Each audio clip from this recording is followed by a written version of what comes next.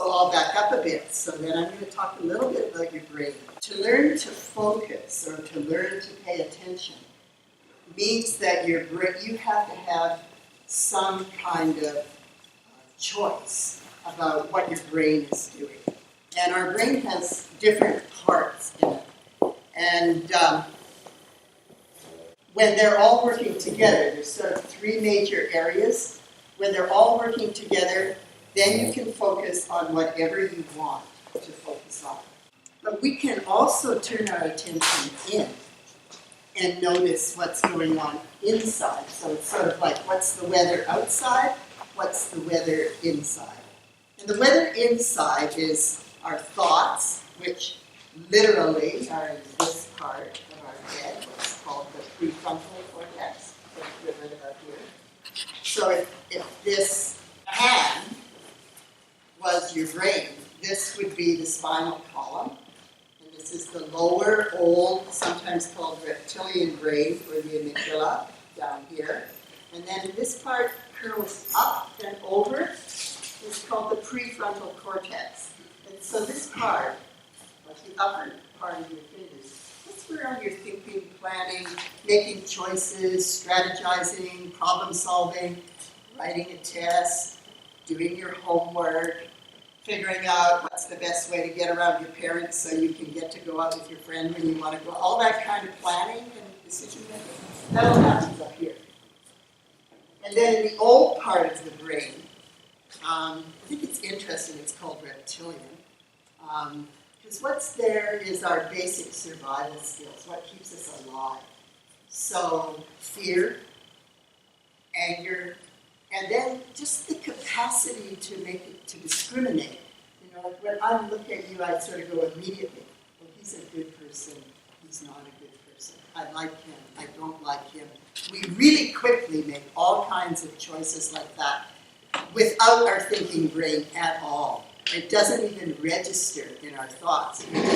So we call that instinct. It's instinctive. And you might just say, oh, I don't like her. And you have no idea why you don't like her. It's just like at this kind of body level that it happens. So it's very instinctive. And then in the middle, so if this is the reptilian brain here, in the middle is the part where our memory is. So it's really connected to those feeling states of fear and anger and like and don't like, pleasure and pain. They're all in here. And our memory is really tightly connected to it. And then our thinking brain comes down and it's right beside it. So these three have a direct line of connection. We sometimes call it up and down communication when we're talking about neuroscience. So the amygdala to the limbic system to the prefrontal cortex, or the reptilian brain to the mammal brain to the premammalian brain. But really, what we need to know is this is survival, how we defend ourselves, and how we figure out what we really like is down at this level, and then memory, and then thinking. Sometimes you can't really show it. You don't want anybody to know that you're scared. And your amygdala gets really aroused or really excited. And it gets so excited that your thinking brain shuts off. So we call that flipping the lid. You just, quite literally, this part of your brain stops communicating with the other part. So you have thoughts going around in your head, and they just go around and around and around in your head, but they never really give you an answer. We need to be able to find a solution. It's to bring our thinking brain back into communication with the memory and the feelings. So we have to find some way to calm that fear down, to bring ourselves back to some kind of, not really relaxed as in, everything's loosey-goosey, but just some kind of open, present point of view. Now, how you treat yourself now has an impact on how your brain's going to develop for the next few years. Still got 4 years, 5 years, but some of you have 10 years to influence what happens with your brain. And if you actually practice the mindfulness strategies that we're going to learn today, then it will help you not just with being able to focus, but being able to learn. And it will help you not only in how you do in school, but how you do in being able to talk to other people and make good choices in your life. Help you learn the skills and the kind of intelligence that you need, the way you talk to yourself and how you think. So if you flip your lid and some part of you goes, oh, right, what did that woman say? What did she say I could do? There was something I could do and I was worried. What did she say? All right, she said take 3 deep breaths. And you remember, you take 3 long deep breaths and your fear and your worry starts to come down a little bit. And this reconnects to your memory and to your feeling. So that's the underlying idea of everything that we do.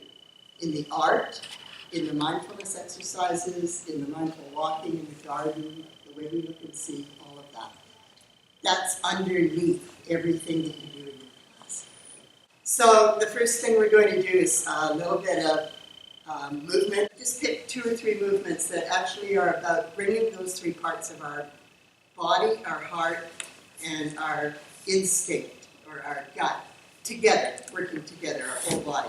So I'd like you to stand, and you want enough to be able to put your hands up.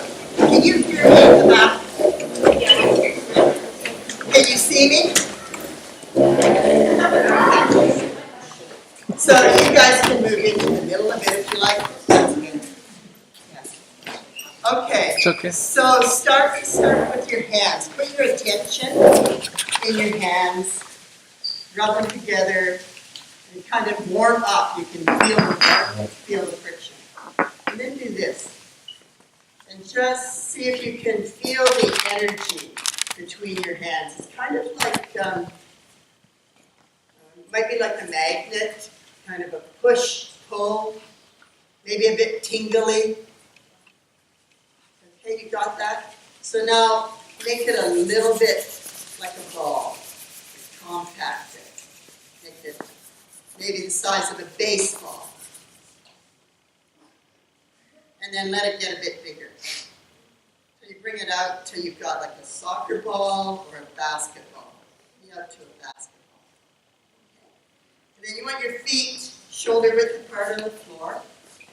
And if you board or ski or play basketball or soccer, you know that you don't stand with your knees locked, because if you stand with your knees locked, anybody can push you over. You're a pushover. So just open, if you're a dancer, same thing. Just open your knees a little so the energy can go right. That's good. That's great. Okay, so now you've got this ball, and we're just going to move it up and down. You just get used to your hands working together. Up and down. You might want to come forward a bit so the guy behind you has space. That's good. Good. Okay, now we're going to do some magic. Up to the top, and our hands are going to turn and go out. Now you've got 2 balls, one in each hand. They go all the way out. Come back up. Do this 3 more times. All the way out. So you're gathering energy, bringing it in, coming back up. Once more. 2, all the way out and up. And then just stand with it about at waist height and feel. So you always start and end at center. So this time, you're going to reach for the sky as a way of ending. And just bring whatever good energy, good heart, whatever it is you need or want right now for yourself. So you just reach right out to the sky, collect the goodness, bring it in and down and all the way down. Just hold it. Thank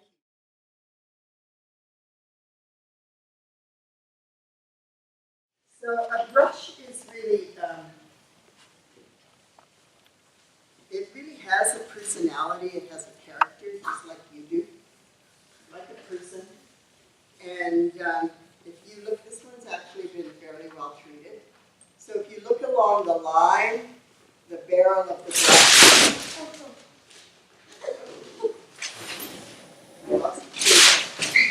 Somebody get the water cup.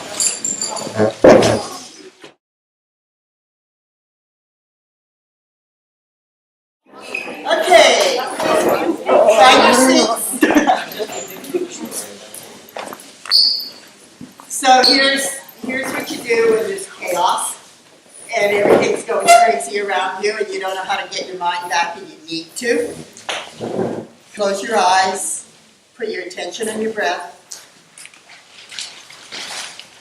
or look down if you don't want to close your eyes, just look down. Look away from other people.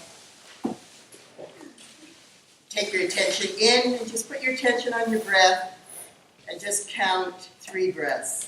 All the way in, out, all the way in, all the way out, and one more, all the way in, all the way out. Thank you. You just feel the quiet come into the room. It's great. So that actually works whenever you're scared as well. You just do that, and nobody has to know what you're doing. Part of doing these things is that they can all be your own personal, private, secrets, ways that you work with your own feelings. And you don't have to share if you don't want to. You have to talk about it. It's the heart. So the heart, when it has a midline, it's in alignment. It comes straight down here, and if it's been well treated, it will come down the center, and the point of the brush will be in alignment with the barrel of the brush. And so that's how you know when you are working with it, whether or not you're treating it well. If you can get it to come into alignment that way, then it's going to work for you. It'll make the kinds of marks that you actually want it to make.